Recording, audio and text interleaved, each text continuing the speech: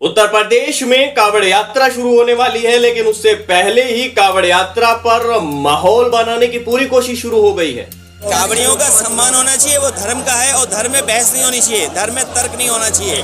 भक्तों को कोई परेशानी ना हो, इसलिए सरकार ने कुछ नियम बनाए, जैसे कि होटलों या ढाबों के ऊपर उनके मालिकों का असली नाम लिखा होना। लेकिन इससे भी अखिलेश यादव और ओवैसी तक को दिक्कत है। ये समझ में नहीं आ रहा कि 10 साल पहले इन जगहों पर कुछ नहीं होता था, पीसफुली सब कावड़ यात्रा जाते थे, अब ये क्यों हो रहा?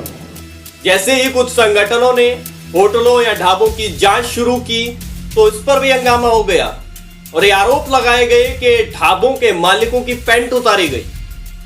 इसको हिंदू मुसलमान का एंगल दे दिया गया और अखिलेश यादव ने तो इसे पहलगाम हमले से जोड़ दिया। और ओवैसी तो यहां तक कहने लगे कि ये सब होते कौन है जांच करने वाले। वो होटल पे गए, एक पकड़ लिए एक आदमी को, उसका आधार कार्ड दो, बोले वो नहीं। ये होते कौन, ये विजिलेंटी होते कौन ग्रुप्स? ये सरकार चला रहे या फिर एडमिनिस्ट्रेशन सरकार चला रहा? उसका आधार कार्ड नहीं मिला तो बोले पैंट उतारो। क्या है ये गंदगी है? और फिर बाद में मालूम हुआ पुलिस नोटिस दी। नोटिस देने से नहीं, उनको अरेस्ट करो, रोको आप उनको। अगर पुलिस अपना काम नहीं कर रही तो ये सब विजिलेंटीज कर रहे वहां पर। ये खुद गवर्नमेंट बने हुए हैं, सुपीरियर गवर्नमेंट बने हुए हैं। इन सब ने बिना सच्चाई जाने ये हंगामा शुरू कर दिया कि मुसलमानों को परेशान किया जा रहा है, मुसलमानों की रोजी रोटी छीनी जा रही है। दरअसल ये सारा हंगामा मुजफ्फरनगर के एक ढाबे पर शुरू हुआ। मुजफ्फरनगर के पंडित जी वैष्णव ढाबे पर हिंदू संगठनों के कुछ लोग पहुंचे और वहां के मालिकों की चेकिंग शुरू की और उनकी असली जानकारी मांगी। इस दौरान ये आरोप लगाया गया कि ढाबों के मालिकों की पैंट तक उतार के देखा गया।